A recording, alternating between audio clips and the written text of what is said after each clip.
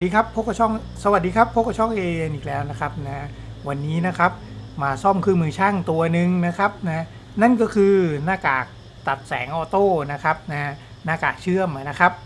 ซึ่งวิธีการซ่อมนะครับนะทำไม่ยากเลยนะครับนะทำยังไงตามผมมาเลยครับเจ้าตัวหน้ากากตัวนี้นะครับนะเนื่องจากว่าของเดิมเนี่ยมันอายุการใช้งานค่อนข้างนานแล้วมันเสียนะครับนะแต่ตัวหน้ากากอะไรเนี่ยยังดีอยู่นะครับยังไม่กรอบไม่อะไรนะ แต่ว่าตัวไอเซนเซอร์ออโต้เนี่ยนะครับมันไม่ทำงานแล้วนะผมก็เลยสั่งใน Lazada นะครับนะฉนวนราคา200กว่าบาทครับนะมาลองเปลี่ยนดูนะครับ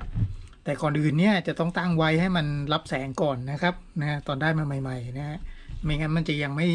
ชาร์จประจุและยังไม่ทำงานนะครับ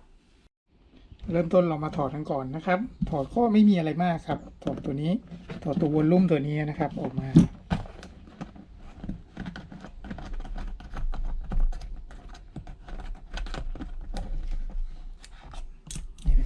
ออกมามันก็จะเป็นอย่างนี้นะครับ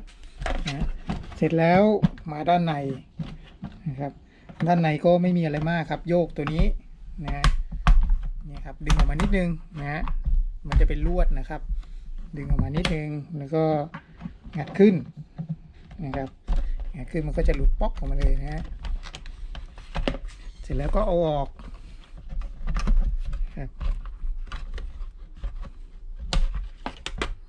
เอาออกมานะครับหน้าตาก็จะเป็นประมาณนี้นะฮะ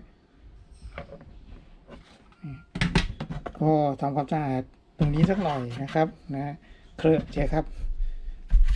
นะเนื่องจากใช้งานมานานแล้วก็พอสมควรแล้วล่ะครับนะ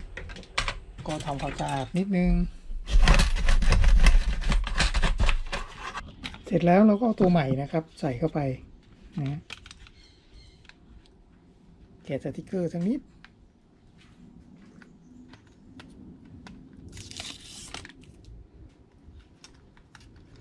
นะครับโดยหันหน้าทางนี้ออกนะฮะหันหน้าทางโซลาร์เซลล์ออกนะครับแล้วก็ใส่สายไปข้างหน้าก่อนนะอยู่ลักษณะนี้นะครับ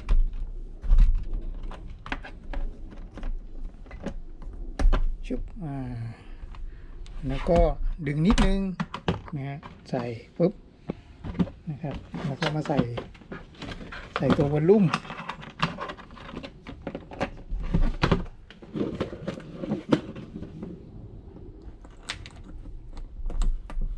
ตอนซื้อมานะครับไม่มีวอลลุ่มไม่มีน็อตมาให้นะครับนะต้องใช้ของเดิมนะ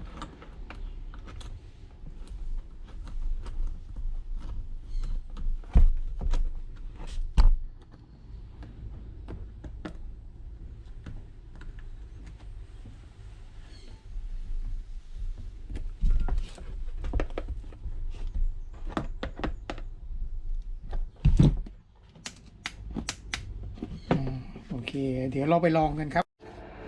นะครับเรามาลองกันนะครับนะว่าจะตัดไหมนะฮะ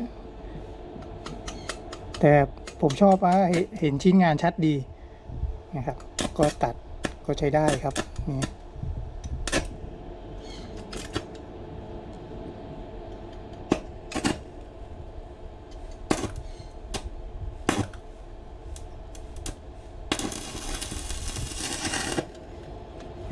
เดี๋ยวลองเล่นตัวอื่นดูนะครับดีเลย์ไทม์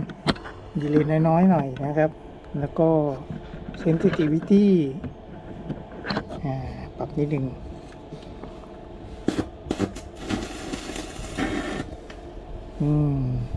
เนี่ยครับเนื้องานก็จะได้มาประมาณนี้นะครับ